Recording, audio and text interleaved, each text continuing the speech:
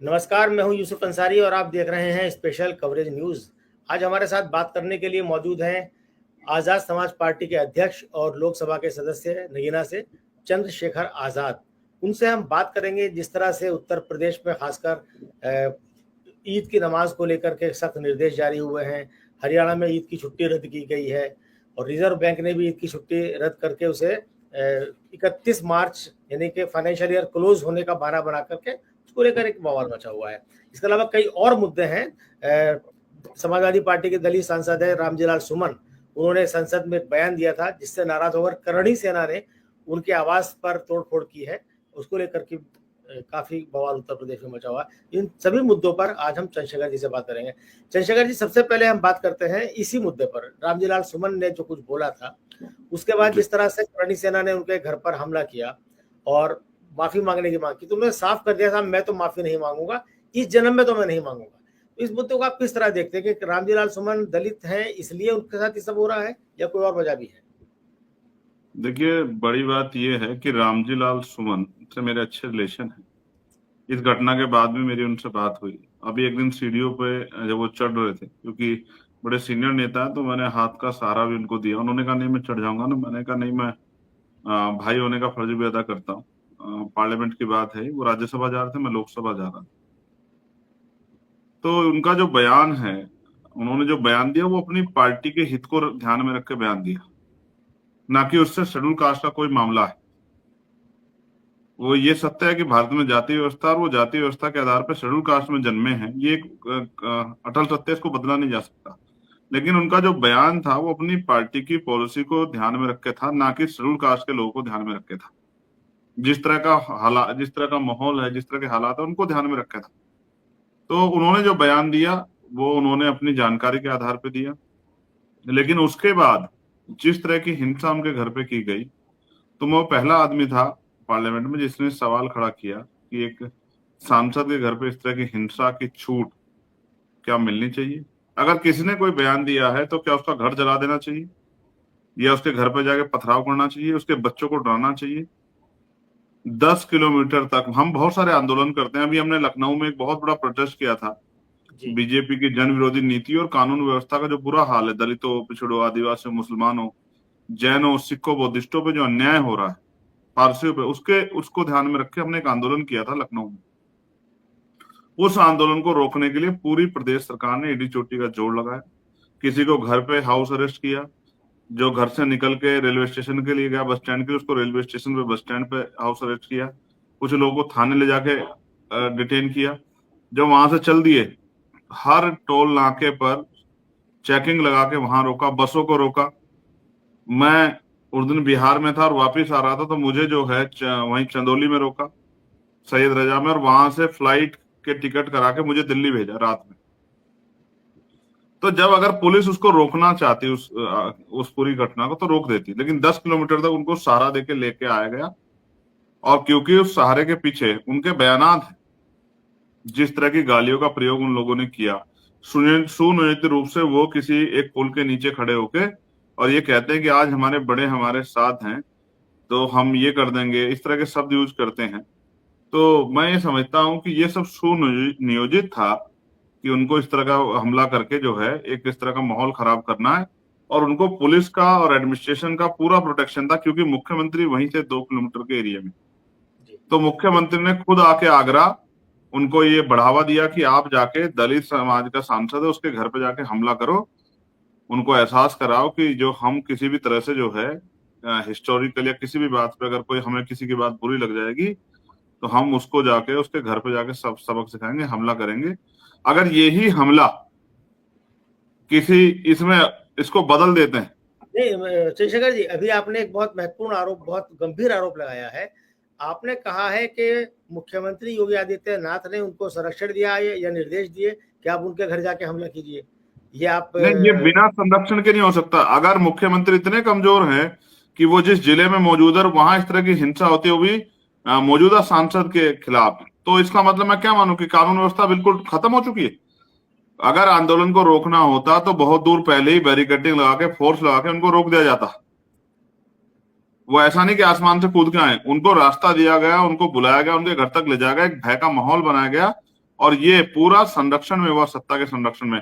वो कहते हैं इस बात को अपनी बातों में कि सरकार हमारी है, बदमाशी हमारी है, सब कुछ हमारा। आप महसूस, आप पढ़ उनके बयान सुन लीजिए, उन्होंने वहां आने से पहले सब चीजें कही है और उनको मौका दिया गया कि अन्य अन्य प्रदेशों के लोग वहां इकट्ठे हो जाएं। तो ये सब चीजें सुनियोजित हैं, और ये सुनियोजित इस रूप से हैं कि ये बिना सत्ता के संरक्षण के नहीं हो सकती थी। तो खुद मुख्यमंत्री ने वहां रहकर उनको संरक्षण दिया कि जब तक मैं आऊं तुम्हें कुछ नहीं होगा, तुम जो कर सकते हो करो। वो तो अच्छी बात है। मैं धन्यवाद दूंगा कि पुलिस वालों में भी कुछ अच्छे जो है अधिकारी हैं जिन्होंने इस पूरी घटना को संभालने का काम किया, थोड़ा सा बल प्रयोग भी किया, जिससे रामजी लाल के परिवार के किसी भी व्यक्ति को उस तरह का नुकसान जो है, फिजिकली नुकसान नहीं पहुंचा। इस बात को जो है मैं इसका जो है प्रकृति से प्रार्थना करता हूँ कि इस तरह घटना किसी के साथ ना हो। लेकिन मैं ये भी स्पष्ट कर दूं कि विरोध के नाम पे हिंसा करना, कानून को हाथ में लेना, किसी के घर जलाने की बात करना, किसी के घर पे जाके हमला करना, गाड़ियों को तोड़ देना, अगर यही घटना, इसको ऑपोजिट कर लो, करने वाले कोई और होते और जी, बयान किसी और ने दिया होता, तो शायद उनपे सब पे एनएसए लग के सख्त कार्रवाई हुई थी। अगर मैं मानता हूं अगर मुख्यमंत्री के सब जातीय लोग भी ना होते, अन्य किसी जाति के होते, चाहे वो ब्राह्मण होते, चाहे वो वैश्य होते, चाहे वो पिछड़े वर्ग के होते, तो उनपे भी सख्त कार्रवाई होती। ये पूरी खुली छूट जो है उत्तर प्रदेश की सरकार में, उत्तर प्रदेश के मुख्यमंत्री द्वारा दी गई। चंद्रशेखर जी, उत्तर प्रदेश में दलितों के साथ बहुत बुरा हो रहा है और जी आए दिन दलित बेटियों के साथ बलात्कार की घटनाएं सामने आने लगती हैं। हाल ही में मथुरा में 2 दलित बेटियों पर हमला हुआ है, मेरठ में बारात पे हमला हुआ, कासगंज में 2 बेटियों की एक ही दिन मौत हुई, प्रतापगढ़ में दलित बेटे की मौत हुई, दलित बेटा पढ़ाई के लिए बेचुए धरने पर।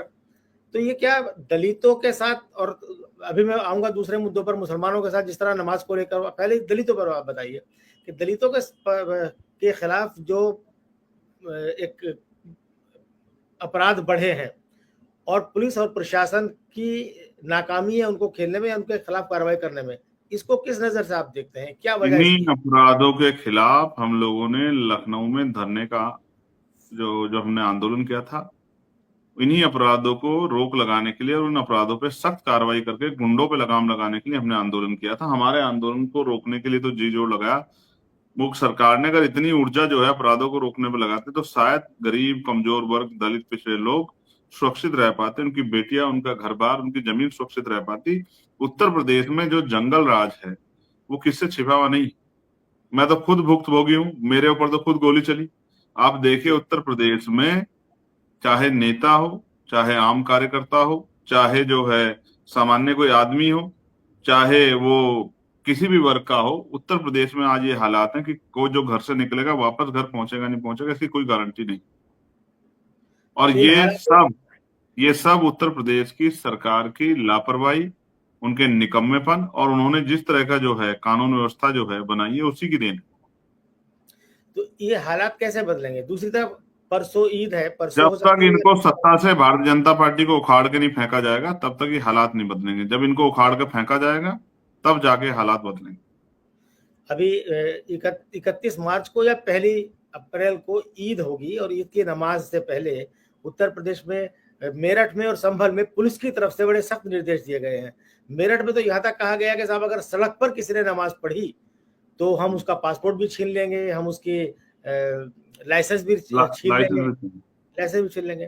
तो इसे किस तरह से आप देखते हैं और जिस तरह की वो चीजें हो रही है साहब, कोई भी नमाज नहीं भाई, पढ़ सकते? यूसुफ साहब आप सीनियर जर्नलिस्ट हैं।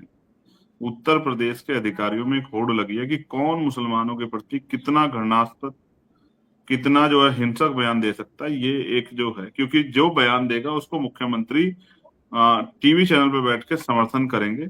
ये एक वो लगी हुई है, होड़ लगी हुई है। जैसे पहले हमने एक होड़ लगाई थी नेताओं में काम करने की, कि जनता के बीच जाके काम करना है, अपनी बात रखनी है। इस तरह की एक होड़ जो है इस समय लगी है कि कौन ज्यादा है जो दरिंदगी भरा, जिसके बयान में आतंकवादीपन झलके, जिसके बयान में जो है हिंसा झलके, कौन ज्यादा अच्छा बयान दे सकता है। तो ये बयानवीर लोग हैं। ये कह रहे हैं कि पासपोर्ट जब्त कर देंगे, वो रद्द करवा देंगे, फिर कह रहे हैं लाइसेंस रद्द करवा देंगे। मैं ये कहता हूँ ये कोर्ट से भी बड़े हो गए हैं उत्तर प्रदेश की पुलिस। कुछ अधिकारी उत्तर प्रदेश के वो कोर्ट से भी बड़े हो गए हैं। वो जो है अपनी जो है ये संसद और विधानसभा से भी बड़े हो गए हैं। वो खुद ही जो है खुद में नायक हो गए हैं। उनका बस चले तो वो ये नहीं कह रहे कि हम नागरिकता रद्द करा देंगे। अच्छा, उन्होंने ये कहा कि भाई हम पासपोर्ट ले लेंगे, हम जो है ये लाइसेंस ले लेंगे, हम मुकदमे कर देंगे। अच्छा, उन्होंने कहा कि हम इनकी नागरिकता छीन के इनको डिटेंशन सेंटर में भेज देंगे या इनको यहाँ से किसी दूसरे देश में भेज देंगे।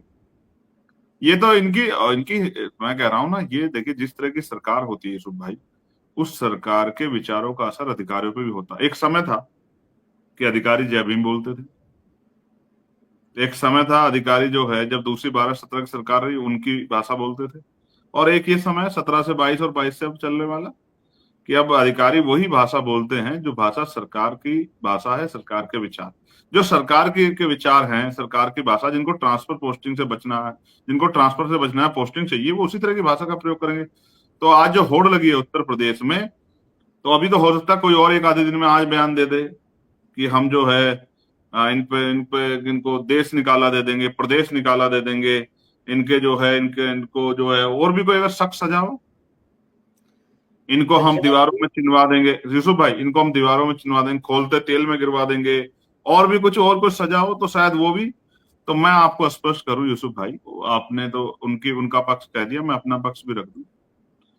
जिस तरह का बयान दिया गया कि कोई अगर अपने छत पे नमाज पढ़ेगा तो हम उस पर कार्रवाई करेंगे, तो जो जिसकी छत है वो उसका अपना अधिकार है, वो अपनी छत पे नमाज पढ़ेगा, कोई कानून उसको अपनी छत पे नमाज पढ़ने से नहीं रोक सकता है।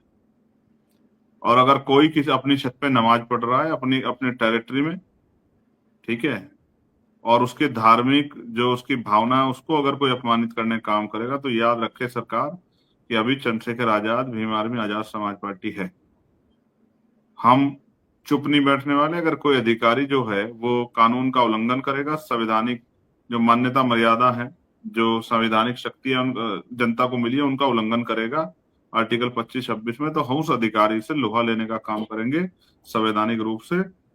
बिल्कुल किसी कीमत पे अधिकारियों को ऐसी छूट नहीं दी जाएंगी कि वो अपने जो है निजी सोच को या सरकार खुश करने के लिए इस तरह की कोई कार्रवाई करे।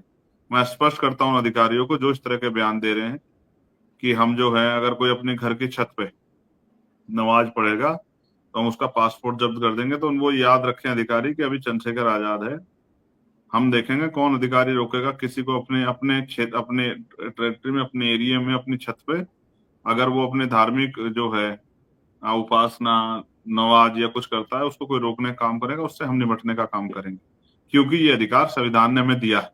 भाई आप ये बताओ, इतने सारे धार्मिक आयोजन होते हैं, जब हिंदू धर्म के त्योहार होते हैं वो लोग अपने धार्मिक आयोजन करते हैं अपने घरों पे, जब क्रिश्चियन धर्म के होते हैं वो लोग करते हैं, जब सिख धर्म के लोग होते हैं वो करते हैं, जब जैन धर्म के होते हैं तो वो करते हैं, जब अन्य किसी और धर्म के होते हैं वो भी करते हैं। तो ये उनका अपना अधिकार है, उनकी छत है, आप कौन होते हैं रोकने वाले? वो नमाज ही तो पढ़ रहे हैं। नमाज पढ़ना ये आपके एक तरफ आपके प्रधानमंत्री जो है वो सौगात मोदी की किट जो है उनको भेजते हैं कि भाई आप आपने उसको ईद को अच्छी तरह मनाओ, दूसरी तरफ आप उनको नमाज पढ़ने से भी रोकते हैं। ये दोहरा चरित्र क्या है? ये दोहरा चरित्र क्यों है? ये दोहरा चरित्र जो है लोगों को बेवकूफ बनाने का काम बंद करें। दुनिया में थू करवा रखी है इस सरकार ने हमें कि हम अपने इस देश में, जिस देश को क्या इतना सम्मान था, उस देश में किस तरह का सलूक जो है मुसलमानों के साथ, जैनों के साथ, सिखों के साथ, बुद्धिस्टों के साथ किया जा रहा है। दलितों पिछड़ों का तो हाल ही बहुत बुरा है। धर्म के आधार पर जिस तरह डिस्क्रिमिनेशन किया जा रहा है, किसी छिपा हुआ नहीं। ऐसे सभी अधिकारी जब सरकारें बदलेंगी तो वो भी तैयार रहें अपने द्वारा किए गए अपराधों में, तब उनको ऊपर कार्रवाई होगी। ये मेरी जो है बहुत सख्त चेतावनी है उन अधिकारियों। चंद्रशेखर भाई, ईद कोई पहली बार तो आ नहीं रही है और ईद की नमाज हर साल होती है, पहले भी होती थी जब मोदी योगी सत्ता में नहीं थे। तो क्या आपने कभी सुना कि साहब मुसलमानों ने ईद की नमाज पढ़ने जाते समय या ईद की नमाज पढ़कर लौटते समय कहीं कोई उपद्रव किया हो, कहीं नारेबाजी की हो, कहीं कोई तोड़फोड़ की हो? कभी भाई 55 साल की उम्र मेरे होने वाली है, मैंने तो कभी ऐसी बात सुनी नहीं। आपने सुनी तो आप बताइए। दूसरी बात यह है कि ईद की नमाज तो सुबह सवेरे हो जाती है, ज्यादातर मस्जिदों में 7:30 बजे से लेकर, कुछ मस्जिदों में तो कुछ ईदगाह पे शायद 7 ही बजे हो जाएगी नमाज, 7:30 से लेकर 8:30 हमारे यहाँ नगीना में 7:30। हाँ, ना तो इसमें कोई सड़कों पे जाम लगने की संभावना है, क्योंकि उस वक्त तो छुट्टी के दिन तो अमूमन लोग देर से सो के उठते हैं, देर तक सोते हैं। तो फिर इतना बड़ा मसला इसे क्यों बनाया जा रहा है? आपको लगता है कि भाई ये मुसलमानों को सीधे सीधे दोयम दर्जा बनाने की दिशा में उठाया जा रहा कदम है? कि भाई हम हमारी आपको ये पूरी नहीं सरकार करना चाहिए। हमारी सरकार हिटलर से बड़ी प्रेरित। जिस तरह से हिटलर ने अपने यहाँ पर एक विशेष वर्ग पर उनके प्रति घृणात्मक माहौल बना के उनके ऊपर हिंसा की और बाकी लोगों ने खड़े होकर ताली बजा के तमाशा बनाया, उनका मजाक उड़ाया, उसी तरह से मुसलमानों के खिलाफ और छिपे हुए उससे बौद्धिस्टों और जैनों और सिखों के खिलाफ भी, ईसाइयों के खिलाफ भी एक साइलेंट मोड पे ये मिशन जो है इस सरकार में चल रहा है। लेकिन आप चिंतित ना होइए, अभी संविधान के रखवाले हैं। हम तो कोशिश करते हैं कि भारतीय जनता पार्टी और उनके अलायंस के कुछ साथियों के विचार तो बदले। जैसे मैंने चंद्रबाबू नायडू को देखा कि कल उन्होंने बयान दिया कि हम जो है अल्पसंख्यकों के हितों की रक्षा करेंगे और वक्त की संपत्तियों की भी रक्षा करेंगे, उसके लिए प्रतिबद्ध हैं। तो सरकार के लिए चिंता का सबब भी है कि उनके जो अलायंस पार्टनर हैं वो भी जो है धीरे धीरे सरकार के रुख को देख के अपने रास्ते शायद उनसे अलग कर सकते हैं। तो मैं स्पष्ट कर दूं आपको, अभी संविधान के रखवाले अभी हम लोग हैं।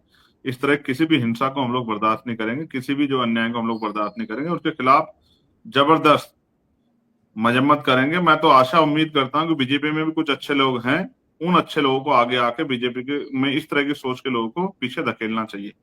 हालांकि मैं बीजेपी का वैचारिक रूप से विरोधी हूं, मैं कोशिश करता हूं मगर फिर भी बीजेपी के लोग भी समता के मार्ग पे आए। उनके अंदर जो कटुता, उनके अंदर जो मुसलमानों के प्रति नफरत है, सिखों के, जैनों के, ईसाइयों के प्रति जो नफरत है वो नफरत कम। मैं तो ये कोशिश करूंगा। और आपको याद है, ये हुकूमत के लिए मेरा संदेश है कि हम ये संघर्ष क्यों कर रहे हैं और हम क्यों करते रहेंगे, कि जब तक ना बदले जालिम हुकूमत का मिजाज, एहतजाजो एहतजाजो एहतजाज एहतजाजो एहतजाज, ये तब तक हमारा जारी रहेगा जब तक इस जालिम हुकूमत का मिजाज नहीं बदल जाता, ये समता के मार्ग पे नहीं आती, ये इंसान को इंसान समझ के और उनके साथ संविधान के आधार पर सलूक नहीं करती, तब तक हमारा एहतजाज जारी रहेगा। चंद्रशेखर जी, जिस तरह से ईद की छुट्टी को लेकर के बवाल मचा है, हरियाणा सरकार ने तो रद्द ही कर दी है। अच्छा, अभी ये भी क्लियर नहीं साहब ईद 31 मार्च को होगी कि 1 अप्रैल को होगी। तो ये क्या ये संदेश देने की कोशिश, जैसा मैंने पहले भी पूछा था कि भाई क्या मतलब इन सब चीजों का है? भारतीय जनता पार्टी में सेकंड लाइन लीडरशिप की एक होड़ लगी हुई है। कभी ये काम एक कदम आगे बढ़ के उत्तराखंड की सरकार करके दिखाती है जब यूसीसी लागू करती है अपने यहाँ, जबकि उसको राइट नहीं है, वो ये सेंट्रल का इशू है। फिर कभी हम असम वालों को देखते हैं, उनके बयानों को देखते हैं, कभी हम महाराष्ट्र वालों को देखते हैं, और अब जो है हरियाणा वाले छूट गए थे। इनका भी नंबर है कि हरियाणा वाले भी कुछ ऐसा करके दिखाएं कि हरियाणा की तरफ भी ध्यान आकर्षित हो, कि वहां भी मुसलमानों के विरोध की सोच जो है बड़ी तेजी से पनप रही। हालांकि हरियाणा में किसान जातियों का बड़ा प्रभाव है, इस तरह की चीजें वहां बहुत असर नहीं करेंगे। वहां एक बहुत तरह का आपसी सद्भाव है कुछ एरियो को छोड़ के। तो हरियाणा सरकार का ये जो गजेटेड छुट्टी है, क्या इसको बदल देगी? क्या हरियाणा के प्रदेश की सरकार केंद्र की सरकार से राजपत्र से बड़ी होगी? तो मैं आपको बिल्कुल स्पष्ट कर दूं, जब अभी जगत गुरु सतगुरु रविदास जी महाराज की जयंती थी तो मैंने पार्लियामेंट में इस बात के लिए बहुत मजबूत से आवाज रखी और आवाज उठाई कि भाई आप जो है इसकी रविदास महाराज जी की जयंती पे अवकाश घोषित करो। और इतने विरोध के बावजूद फिर शाम में एक दिन पहले 6:30 बजे अवकाश घोषित किया गया। और आपको याद होगा, जब मैं बजट पे बात रख रहा था तब मैंने ये भी पूछा था कि डॉक्टर बाबा साहब अम्बेडकर की जयंती पे आप क्या जो है सहयोग करोगे, क्या फंड दोगे उनको जो उनके कार्यक्रम का आयोजन करेंगे। और ईद अब आ रहा है, जब आप सबका साथ सबके विकास की बात करते हो तो ईद पे आप क्या फंड करोगे, किस तरह का सहयोग करोगे उन सब भाइयों को जो ईद का त्योहार मनाएंगे। तो उसी के बाद सौगाते मोदी आया है। आप समझो मेरी बात को ना, ये सौगाते मोदी हवा से नहीं आया कहीं। कल ही खुल गई है। मैं देख रहा था बिहार से कुछ वीडियो आई है कि वहां पर महिलाओं को सुबह से बुला के रखा गया और जो महिलाएं बता रही हैं वो बता रही कि साहब हमें ये 100 रुपए कीमत की साड़ी दी गई है, 50-60 रुपए की लुंगी दिया गया, साड़ी के साथ ब्लाउज नहीं है, पेटीकोट नहीं है, लुंगी अकेली, उसके साथ कोई कुर्ता नहीं है, और 250 ग्राम सेवइयां हैं और 100 ग्राम चीनी है। तो इसे ये तो खैरात भी ईद मनाई नहीं, बोलते हैं कि हमारे उनको यहाँ क्या पता भाई, जाकर जिन्होंने ईद नहीं मनाई उनको क्या पता कि 250 ग्राम सवैयों में कितनी चीनी की जरूरत पड़ती है। उनको क्या पता, जिन्होंने सिर्फ जो है, मैं कहूंगा जिनके अंदर प्रेम है ही नहीं, जिनके अंदर जो है भेदभाव है, जिनके अंदर भय पैदा करने की इच्छा है। और ये भी मैंने आपसे क्यों कहा कि जब मैंने पार्लियामेंट में सवाल उठाया तो इनको कागज तो पूरे करने ही है ना, कि हमने देखिए ईद पे भी सहयोग किया।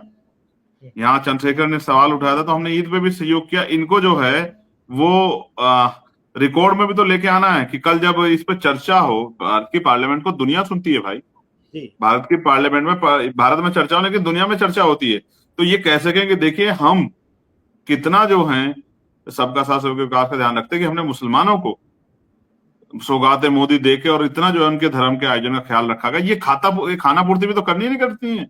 मैंने कहा जी ये क्यों हुई, अब से पहले हुआ क्या, आप ईमानदार से बताओ। मोदी जी की सरकार आज तो से पहले कंटिन्यू हुआ और दूसरी 11 पार्टी साल को से है या नहीं है, कंटिन्यू 11 साल से तो है ना। जी दूसरी पार्टी को करती तो यही बीजेपी वाले कहते हैं भाई तुष्टीकरण कर रहे हो आप।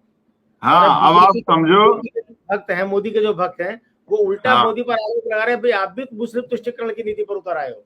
आप समझो कि ये क्यों करना पड़ा, क्योंकि आपका एक जो है चुना हुआ सांसद, जिसको दुनिया में सुना जाता है, उसने वहां सरकार से 2 बार ये सवाल पूछा, तो सरकार को उस संसदीय मर्यादा का पालन करते हुए सवाल के जवाब में उत्तर सरकार ने ढूंढा कि जब मैं दोबारा पूछूं तो सरकार, अभी आप देखना पार्लियामेंट में खुद से सरकार के मंत्री खड़े होकर कहेंगे कि देखिए हमने मुस्लिम भाइयों को भी जो है सौगात मोदी देने का काम किया, क्योंकि सांसद जी ने कहा था कि भाई वो क्या देंगे। सवाल पे याद दूसरी आया तरफ नमाज पढ़ने पे भी पाबंदी लगा रहे हैं, दूसरी तरफ जो है घूमने पे पाबंदी लगा रहे हैं। ये तो सब आपके सामने है कि ये कितने जो हैं कमजोर वर्गों के हित से, किसी छिपावा नहीं। सवाल पे याद आया, आपने कुछ दिन पहले योगी सरकार से पूछा था कि भाई आपके यहाँ एसपी डिप्टी सी और डीएम, डीएसपी या डीएम वगैरह कितने के मुसलमान हैं, कितने पिछड़ी जाति के और कितने दलित हैं, उनकी सूची मांगी थी आपने। क्या कोई सूची मिली है उत्तर प्रदेश सरकार की तरफ से? सूची दे देंगे तो अगले दिन पीसी करके सब लोगों को नहीं बता दूंगा क्या सूची। मैं फिर कह रहा था ना, क्योंकि सूची इसलिए नहीं देंगे, क्योंकि मैं वो सूची इसलिए नहीं मांग रहा हूं कि मुझे उनसे किसी से बेचारों चंदा मांगना है। मैं सूची इसलिए मांग रहा हूं कि प्रदेश को मैं आईना दिखा सकूं, कि प्रदेश के जो लोग ये कहते हैं कि सरकार जो है सबकी है, उनको पता लगे कि सरकार किसकी है और किसका काम कर रही है। तो चंद्रशेखर जी, जिस तरह के माहौल बन रहा है, आपने भी कहा कि चंद्रबाबू नायडू नीतीश कुमार करेंगे, चाहे वो करेंगे नहीं करेंगे वो तो एक अलग मसला है, लेकिन कुल मिलाकर के देश किस तरफ जा रहा है, किस तरफ लेके जा रहे हैं? और सच देखो सबका भाई, साथ मैं आपको बताऊं, मैंने सोचा था कि मैं अभी 3 4 5 दिन अपने क्षेत्र में रहूंगा, लेकिन मुझे ये है कि हो सकता है कभी भी ये वक्फ बोर्ड का जो बिल है वो पार्लियामेंट में आ सकता है। एक एक वोट इंपोर्टेंट है। तो मैंने फिर ये कहा कि मैं बिल्कुल मिस नहीं करूंगा, मैं यहाँ डट के रहूंगा कि कुछ भी हो जाए, इस बिल का हमें पुरजोर विरोध करना, सड़क पे भी। और मैं भी बिहार गया था, बिहार के बहुत सारे संगठनों ने ये वो किया था, आवाज लगाई थी कि भाई इसमें लड़ाई में हमारा साथ दो, तो मैं फिर वहां गया। मैं उनको विश्वास दिला के आया कि एनआरसी की तरह इस इशू पे भी अपने भाइयों के साथ, जिनको कमजोर किया जा रहा है उनके साथ खड़े। और मैंने ये भी उनको बताया कि इसके पीछे का सारा जो है उसका वो कारण ये है कि एक कहावत है कि किसी को मारना हो लाठी से मारना जरूरी नहीं, उसका रोजगार खत्म कर दो, उसको आर्थिक रूप से कमजोर कर दो। तो एक सोचा समझा प्लान जो किया जा रहा है, मैं उसी के विरोध में वहां गया था। और ये सब चीजें देखिए अब होती रहेंगी, इनका विरोध करने के लिए हम लोग तैयार हैं। इतनी आसानी से अपने लोगों के अधिकार नहीं छीनने देंगे। नहीं, ये आपकी सक्रियता दलित मुद्दों पर मुसलमानों के साथ आप लगातार खड़े हुए हैं, आज से नहीं, पिछले 8-10 साल से लगातार हम आपको देख रहे हैं। केसी एनआरसी में भी आपने बड़ी भूमिका निभाई, और जहां भी कहीं किसी पे जुल्म होता है, सिर्फ मुसलमान दलित की बात नहीं है, आपने भी एक ब्राह्मण पत्रकार सीतापुर में मारा गया था, उसके लिए भी आपने धरना प्रदर्शन किया, तो ये इसकी आपकी तारीफ भी होती है। एक बात और भी है, कई सवाल उठते हैं, आपने आजम खान साहब से मुलाकात की है और कई बार आप मिले हैं, तो इस तरह की भी अटकलें लग रही हैं कि साहब आजम खान समाजवादी पार्टी का दामन छोड़ के आपके साथ आ सकते हैं, तो क्या आप उन्हें अपने साथ लाने में इंटरेस्टेड हैं, या कुछ तरह की बात राजनीतिक उनसे कोई बात हुई है इस तरह की? देखिए मैं आपसे स्पष्ट कर दूं कि मेरी राजनीतिक बात उनसे ज्यादा नहीं हुई है। बेसिकली मेरा ये मानना है कि जब कोई परेशान हो, जब किसी को सताया जा रहा हो, तो इंसानियत ये कहती है कि उसके साथ खड़ा होना चाहिए। आप किसी के सुख में ना जाओ, लेकिन दुख में जाओ। तो मैं कोशिश करता हूँ कि जिसने जो मेरे लिए 1 कदम भी चलाया, मैं उसके लिए 100 कदम चलूं। मैंने अपनी ड्यूटी की है। मेरी इसमें कोई राजनीतिक स्वार्थ या राजनीतिक लालसा नहीं है। और मैं उम्मीद कर रहा हूँ कि जल्द वो आ जाएं। जब वो आ जाएंगे तो फिर मैं जो है, बाकी बातें जो हैं वो उनकी इच्छा पर डिपेंड करती हैं। वो बड़े नेता हैं उत्तर प्रदेश में, पश्चिम उत्तर प्रदेश और देश भर में जो है उनकी स्वीकार्यता है। उन्होंने जिस जहां जहां वो रहे उन्होंने उन पार्टियों को लाभ देने का काम किया है, इसमें कोई दो राय नहीं। लेकिन जिस तरह का जुल्म उनके साथ हो रहा है ये किसी छिपा हुआ नहीं है। यहाँ मैं ये भी कहना चाहूंगा कि समाजवादी के हमारे जो साथी हैं उनका मेरा कोई व्यक्तिगत विरोध तो नहीं है। जी। तो उन्होंने जब ये घटना घटी रामविलास सोलन की, तो उनके बड़े नेताओं ने भी ये कहा कि भाई ये दलित सांसद है इसलिए उनके साथ हुआ। लेकिन जब अब फिर आजम खान जी को किस आधार पर देखोगे जब उनके साथ अन्याय हुआ, तो उनको आप ये कह दो कि मुस्लिम सांसद है। लेकिन मैंने उनसे कहा, हालांकि अब वो सक्रिय दिख रहे हैं, कि आपको अपनी पार्टी में काम करने वाले उन पुराने नेताओं का हाथ पकड़ना चाहिए जिन नेताओं ने आपके लिए बहुत कुछ किया है। ये मैं समझता हूँ ये नैतिकता भी है। तो उसके बाद उनमें सक्रियता दिखी। और मैं तो कोशिश करता हूँ, देखिए मैं पार्टी गाइडलाइन से अलग हटके रामजी लाल सुमन जी का मामला हो या कोई और भी विपक्ष पे कोई हमला हुआ, मैंने लगातार जो है विपक्ष का साथ देके उनका सही, भले ही उन्होंने मेरे साथ क्या किया आपसे बेहतर कौन जानता है। आप तो 2024 के उस दौर में मेरे साथ थे, आपको पता है कि अलायंस और सब चीजों के लिए कहना किसी के ऊपर सवाल खड़े करना आसान है, लेकिन उसके जब उसको साथ देने की बारी आए तो फिर जो है यही वो चीज थी जो आपने सबसे शुरू में कहा था कि भाई इस तरह का माहौल बन रहा। मैं जानता था सरकार आएगी, इस तरह का माहौल बनेगा उत्तर प्रदेश में, देश भर में। तब मैं लोगों के घरों के बाहर घूम रहा था कि भाई चलो मिलकर लड़ लेते हैं। आपको याद होगा तब मेरे मन में सिर्फ ये एमपी एमएलए बनने की इच्छा नहीं थी। मेरे मन में इच्छा थी कि भाई जो अन्याय होगा इन सरकारों के आने के बाद उसको रोकना है। लेकिन तब मेरी बात किसी को समझ में नहीं आई, तब तो मेरा मजाक उड़ाएगा। आज मेरी बात जो है वो ग्राउंड पे सही साबित हो रही है। इन सरकारों को रोकना, अगर उस समय मेरी बात मान ली होती कुछ दलों ने, तो आज उत्तर प्रदेश में इस तरह के हालात नहीं होते भाई। तो आपको लगता है कि क्या बाकी जो दल हैं जिनके दरवाजे पर आप पहले भी गए थे और अब भी आप इंटरेस्टेड है, आपने हमेशा ये कोशिश की है कि भाई सब मिल के इसका मुकाबला करें और इसका कोई विकल्प नहीं है, तो आपको क्या लगता है कि साहब आने वाले 2027 के चुनाव में उत्तर प्रदेश में और फिर 2029 के लोकसभा चुनाव में कोई एक ऐसा महाज बनेगा, एक ऐसा लोकतांत्रिक मोर्चा बनेगा जो बीजेपी के नेतृत्व वाले एनडीए को चुनावी मैदान में मजबूती से टक्कर देकर हरा दे? देखिए, इसके लिए लोगों को, हर आदमी कुर्सी पे नहीं बैठ सकता, सबको जो है त्याग की भावना रखनी चाहिए। आप ये महसूस कीजिए कि जो अलायंस बना था वो अलायंस एक दूसरे के खिलाफ कितनी जगह पे लड़ा है। चाहे मध्य प्रदेश हो, चाहे वो जम्मू हो, चाहे वो दिल्ली हो, चाहे वो हरियाणा हो, जिस तरह से वही एक दूसरे के खिलाफ लड़ रहे हैं। आप समझिए कि फिर कैसे किस तरह के अलायंस बन सकते हैं। तो हम तो जनता को तैयार करने का काम कर रहे हैं यूसुफ भाई, की जनता तैयार हो और वो बेहतर विकल्प चुने जिस विकल्प के जरिए हराया जा सकता हो। ये नेता तो अपने आप एक हो जाएंगे जब वो विकल्प के साथ खड़े हो जाएंगे। तो हम लगातार मेहनत कर रहे हैं। मुझे उम्मीद है कि हमारी कोशिशें रंग लाएंगी और एक ऐसा मोर्चा बनेगा, जनता का मोर्चा, आजाद समाज पार्टी के नेतृत्व में, जिस मोर्चे से भारतीय जनता पार्टी को सत्ता से बेदखल कर पाएंगे। बहुत अच्छी बात कही आपने कि हम कोशिश कर रहे हैं, और एक कविता भी है, मशहूर कविता, कि कोशिश करने वालों की कभी हार नहीं होती। और हम उम्मीद करेंगे कि ऊपर वाला आपकी कोशिशों का फल देगा और आपकी कोशिश में आप कामयाब होंगे, मंजिल तक पहुंचेंगे। हमसे बातचीत करने के लिए चंद्रशेखर भाई बहुत बहुत शुक्रिया। यूसुफ भाई, लहरों से डरकर नौका पार नहीं होती, कोशिश कोशिश करने करने वालों वालों की कभी हार हार नहीं। नहीं होती। हम काशीराम साहब के चेले हैं। हमें एक ही चीज सिखाई गई थी कि जब आप समाज को जागरूक करने निकलोगे तो आप पे आरोप भी लगेंगे, आपका अपमान भी होगा, आपका नुकसान भी होगा। अगर ये तीनों चीजें सहने की शक्ति आपके अंदर हो तो समाज के बीच में जाना, तो जनता के बीच में जाना, वरना घर रहना जिसको अपनी इज्जत की परवाह। तो हम आरोपों को भी झेलेंगे, अपमान को भी झेलेंगे और नुकसान को भी झेलेंगे, लेकिन महापुरुषों के इस कार्य को रुकने नहीं देंगे।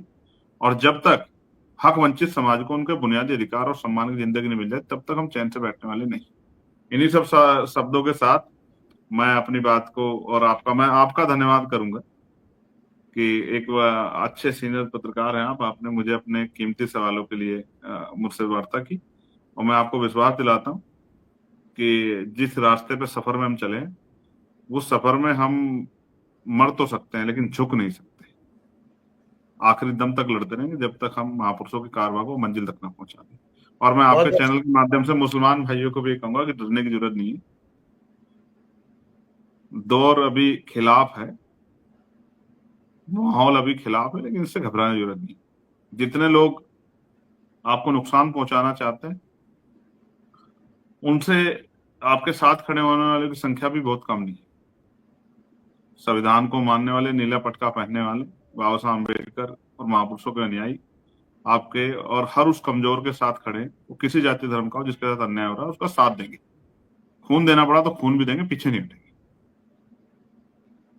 शुक्रिया बहुत बहुत आपका। आभार। जय भीम, जय भारत।